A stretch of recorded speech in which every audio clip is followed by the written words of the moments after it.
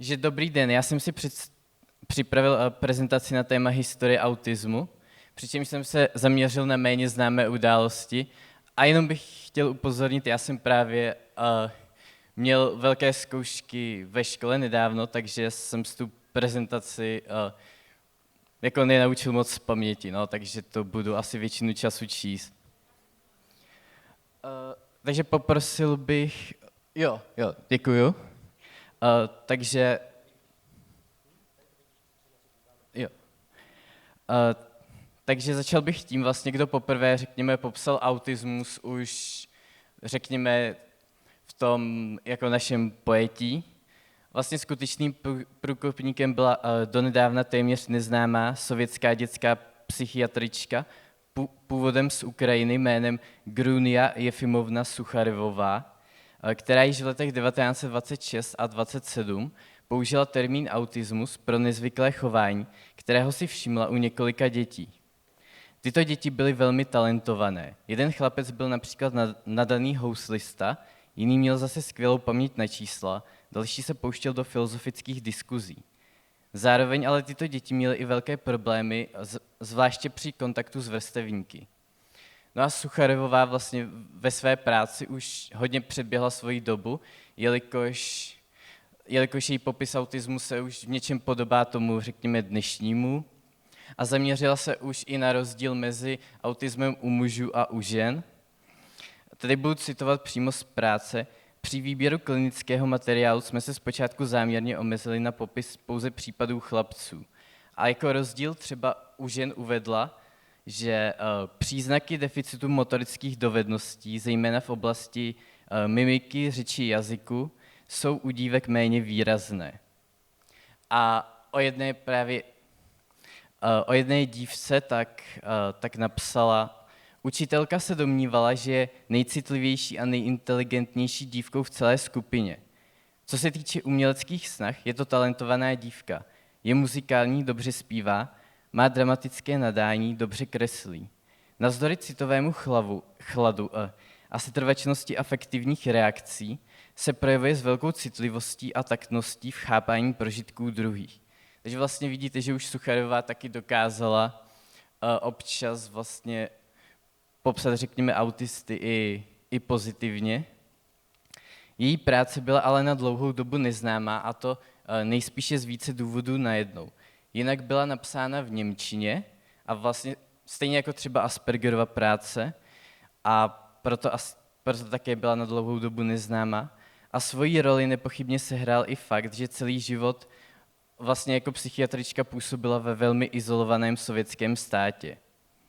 Negativní vliv mohly sehrát třeba i dobové předsudky proti ženám nebo židům, jelikož Sucharevová byla židovka, což mohl být důvod, proč se o ní Hans Asperger, který působil v nacistickém Rakousku, nezmínil. Jeden z důvodů mohla být i skromnost, jelikož bývalá studentka Sucharevové vzpomíná, že o svém prvenství v oblasti autismu nikdy nemluvila. Až v posledních několika letech se tak informace o jejím přínosu začaly šířit i mimo Rusko a Ukrajinu na různé zahraniční stránky. Jo, poprosím o další slide. Mezi další málo známé průkopníky v oblasti autismu patří rakouský doktor Georg Frankl a rakouská psycholožka Annie Weisová, kteří rovněž popsali ve 30. letech chování, které bychom dnes označili za autistické. Byť to slovo sami nepoužili. Pod Franklem mimochodem pracoval od roku 1932 i Hans Asperger.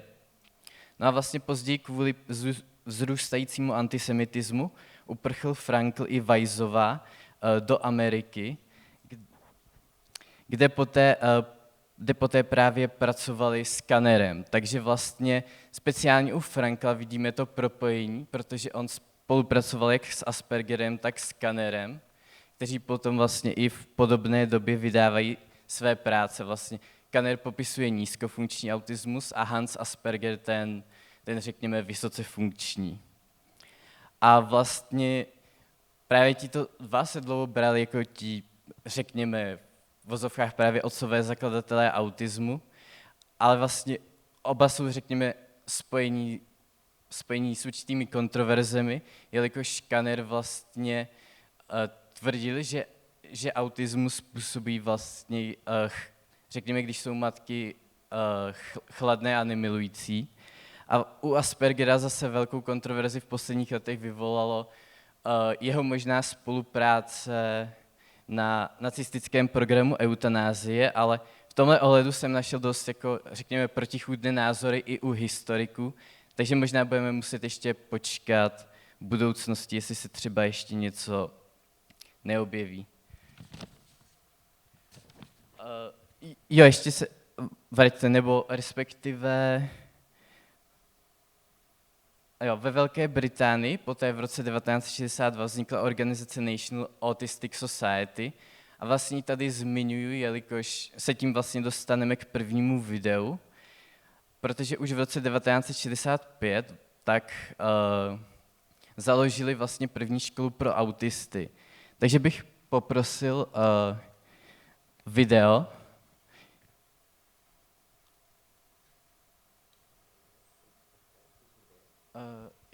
National Autistic Society. Ne, jo. A to tam celý. Jo, já to zkusím teda překládat, no. David byl krásné mimino. Jo, vzpomínám si, že ne, tyhle, já nestíhám.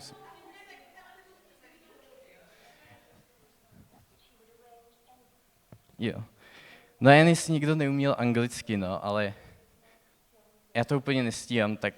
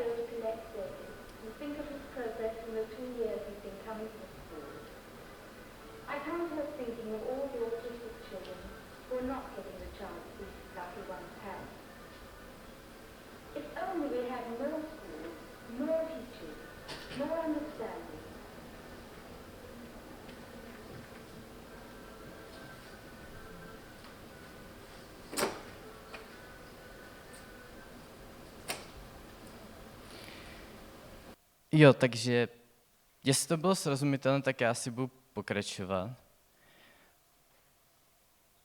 Zpátky na tu prezentaci, prosím. Jo, teď ten čtvrtý. Co? Tady ten čtvrtý. Tady historie autismu. Jo.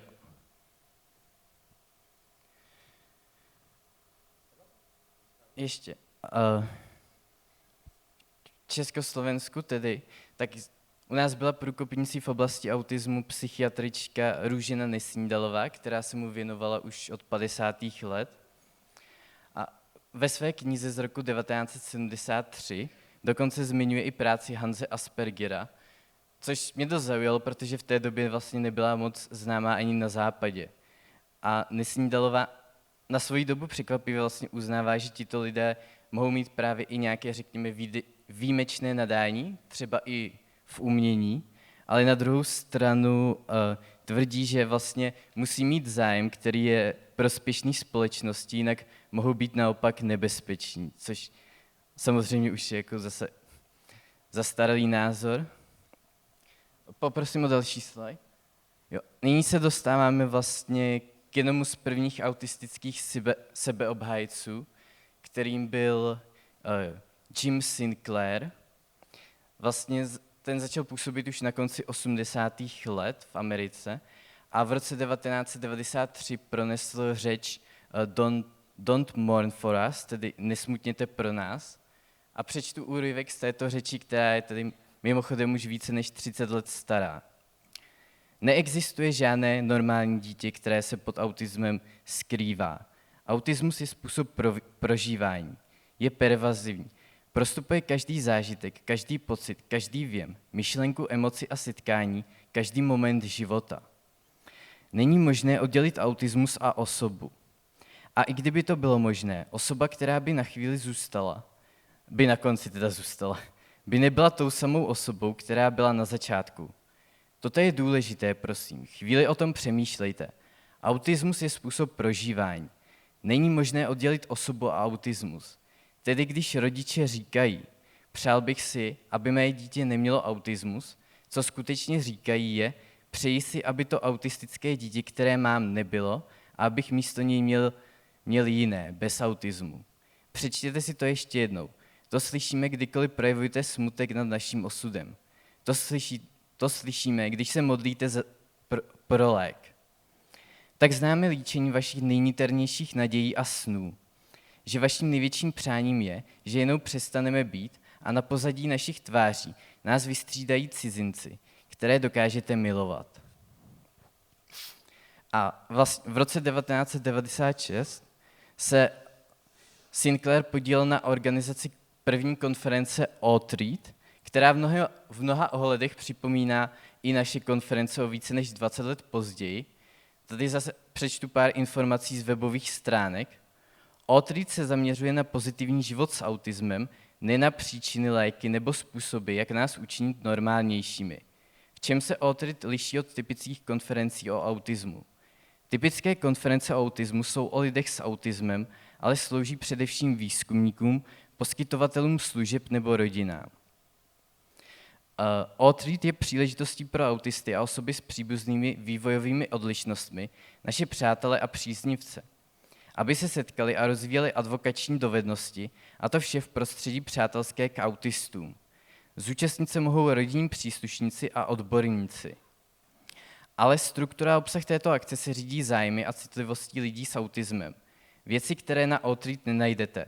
Přeplněný hlučný hotel nebo konferenční centrum. Vyčerpávající intenzivní program, tlak na interakci, pokud nechcete. A já jsem vlastně našel i video právě z konference O-Treat, je z roku 2000, tak to je to druhé video, které bych chtěl pustit. A tady bych chtěl pustit jenom asi část toho videa, jestli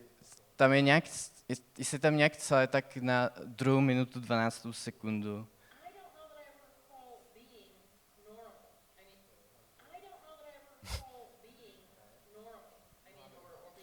Jo, 12 sekund. Takže tam bude vlastně i vystupovat přímo Sinclair. Be aware of what's going on and be able to compensate for some things. Under stress, high-functioning autistics can lose all language, but the low-functioning may never be able to speak. Derek uses a keyboard. His conversation is limited to asking questions. What are the names of the planets in our solar system? Jim Sinclair says until he was 12, he was like Derek, unable to speak or to understand anything that wasn't concrete. So I would write, very advanced papers for my age, but I couldn't speak. But everything that I did with words was factual. It was on a very factual level. I could do an independent research project and go read a whole lot of books about the skeleton or the circulatory system and write a report about it. But ask me about anything subjective or anything abstract, and I wouldn't know what you were talking about. A social species works. Jo, tak už to asi můžete stopnout. Takže já nevím, jestli teda musím třeba nějak jako přeložit, co tam vlastně říkal. Že vlastně do 12 let nemluvil, ale měl vlastně obrovské, řekněme, odborné znalosti, ale kdybyste se ho zeptali na cokoliv subjektivního, tak by vlastně nevěděl, o čem má mluvit. Takže vidíte, Jo, děkuju. Takže vidíte, že už vlastně v 90. letech jsme měli docela dobře nakročeno, nebo minimálně aspoň v některých západních státech, takže se docela nabízí otázka, co se stalo pak. A teď poprosím o další slide. Vlastně bych řekl, že 21. století přineslo doslova jako záplavu nejrůznějších mýtů o autismu. Měli jsme tu samozřejmě ten o očkování, nebo tady jsem vybral i něco specifičtějšího, že tady mléko způsobuje autismus. Nebo organizaci Autism Speaks, která právě vznikla v roce 2005 a tvrdila v podstatě, aspoň teda na svém počátku, že autismus je v podstatě ta úplně nejhorší nemoc. A samozřejmě měli jsme tu taky spoustu různých a stále máme různé jako teorie, jak autismus vyléčit v uvozovkách. A poprosím o poslední slide. A vlastně řekl bych, že i přesto všechno je tady dneska snad určitá naděje, protože přeci jenom informace o autismu jsou dnes mnohem dostupnější než v době Sinclaira nebo dokonce Sucharevové, a to včetně právě jeho historie. Možná se tak už konečně po téměř 100 letech velmi klikaté cesty autistům konečně rýsuje nějaká nová naděje. A já vám děkuji za pozornost, ještě teda úplně poslední. A to by ode mě bylo všechno.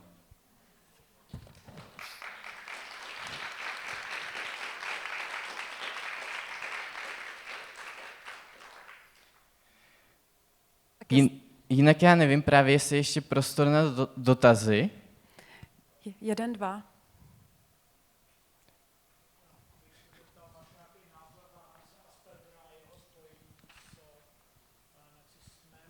Jako, jo, jestli jsem nebyl slyšet, máš nějaký názor na Hanse Aspergera, jeho Jo, spojení s já jsem to nacismem? slyšel.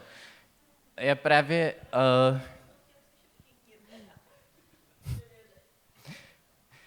Já právě, jak jsem tam říkal, já právě ještě úplně...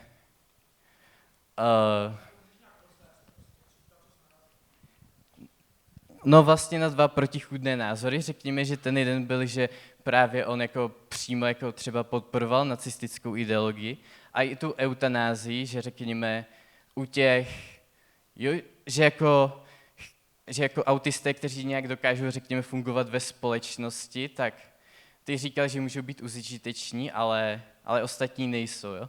Ale proti tomu právě zase stál argument, že Hans Asperger byl, řekněme, spíš jako, řekněme, konzervativní katolík a vlastně vlastně eutanázii jako odmítal a že jako nebyl stoupencem nacismu. Jo, že jsou vlastně, jako jsem narazil na dva jako dost protichůdné názory, takže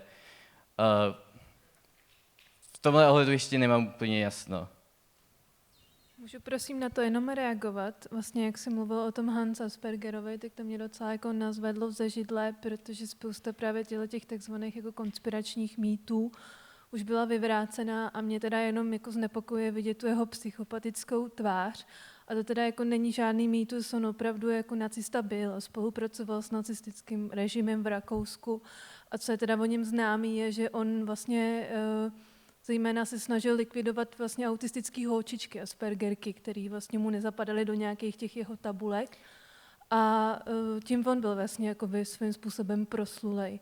A další třeba věc, jako pro mě, jako z člověka z židovského prostředí, tak to taky jako není žádný tajemství, že vlastně tenhle ten člověk spolupracoval s nacistickým režimem, nebo třeba ty psychiatry, co ty zmiňuješ, který byli na svoji dobu pokrokoví, tak nemohli dál v té oblasti bádat kvůli svýmu židovskému původu a té politické situaci v té době. Takže třeba jakoby to není nějaké, jako, že vždycky, když to dává do nějakých tabulek konspiračních teorií, tak to jako není nějaká konspirační teorie. A třeba další věc ještě, co mě na tom jako nadzvedla, s kterou nesouhlasím a kterou asi potvrdí spousta maminek autistických dětí, že jako velká část těch dětí se ohromně zhoršila po tom takzvaným jakoby celoplošným očkování nebo trojkombinace různých dávek, tak ty děti začaly být neverbální, začaly se strašně zhoršovat. Takže to mi taky vadí, když se dává do tabulky nějakých zase jako konspiračních teorií, protože to je jako další fakt, že jo, který se už potvrdil, že očkování může ty autistické rysy spustit u některých dětí. Takže třeba jenom na to jsem já chtěla reagovat, že očkování a Hans Asperger, že je to jako hodně kontroverzní tyhle ty dvě osoby. Děkuju. Jo, já vím, já jsem právě jako, já jsem četl i článek, že právě jako autismus uznával vlastně jenom u mužů, ale když ženy měly stejné projevy, tak je právě, jo. Jo, ale právě já jsem jako to, já jsem jako čet prostě ještě jako jeden článek, kde jsem si jako i ověřoval, jo, co tam bylo právě jako za řekněme historiky a takhle, a tam právě řekněme, tam byl prostě jako jiný názor, takže já tohle jako to s Hansem Aspergerem určitě neberu jako konspirační teorii, ale upřímně musel bych si to právě jako více prostudovat. Já jsem to tady chtěl zmínit, protože mi přišlo blbý, jako kdybych o tom vůbec nic neřekl, ale já právě, než si jako udělám názor, tak já ty věci bych potřeboval jako fakt jako hluboko prostudovat.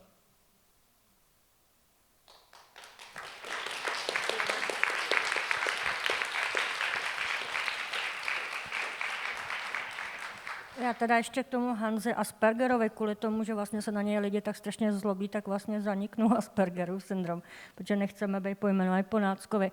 Ale ono to asi úplně není tak jako...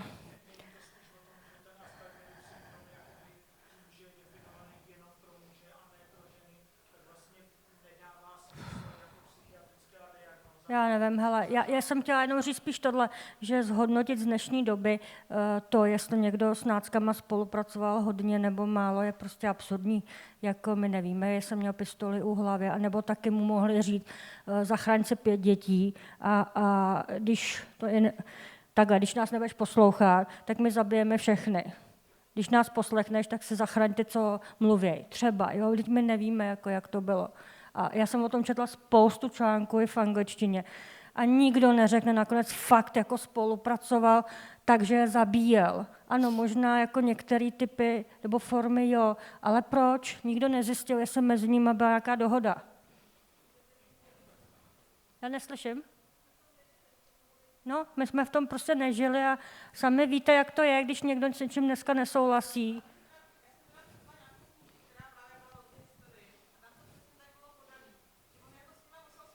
No. Právě, no. Jako on sám nejspíš byl jako na spektru, že jo? Takže zase by mu vzali jeho speciální zájem. Já ho nechci omlouvat, protože já se vážím lidí, který naopak by řekli, dobře, tak mě zabijte. Já se vážím víc těch lidí. Ale co když je důležitý pro tu společnost, že zachránil někoho?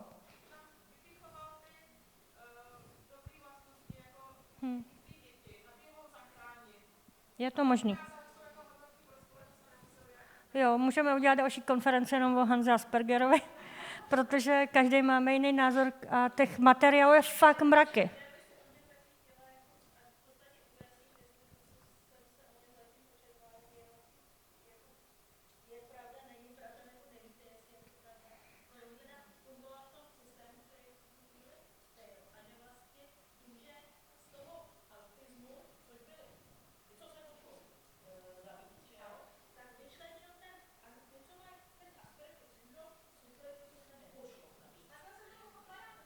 No, tak jako v těch materiálech to takhle vyznívá. Ale úplně takhle explicitně to tam taky nestojí. I ty, co to bádají, tak říkají, jo. V té době se to ani Aspergerův syndrom ještě nemenovalo, že jo, takže oni měli kritéria nějaký jiný. No, ale až po něm, že jo. Jo, on nějaký vyčlenil, nějaký zachránil.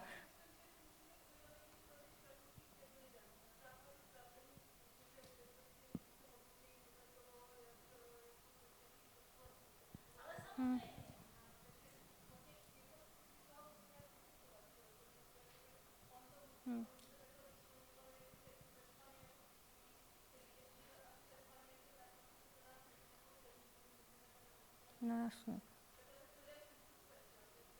No a hlavně to bylo v době, kdy vlastně všichni postižení nebyli dobrý, takže prostě se vlastně všechny dávali do koncentráku. A pak i ty rasy, že jo, všechno. Jako, teď to byla šílená. Jo. Já jestli teda můžu, já jsem to teda, já jsem to jako nezmínil, ale vlastně pro mě jako hlavní poučení z toho plyne, že vlastně lidi jako nelze právě jakkoliv prostě rozdělovat podle toho, jak jsou prospěšní pro společnost. Tak společnost, kde je opravdu jako fakt doktrína, že jo, fašismus, tak jako to nemá cenu radši rozumím. Já radši pozvu, já děkuju a pozvu Vlaďku. Děkuju, Matěj, potěšte se.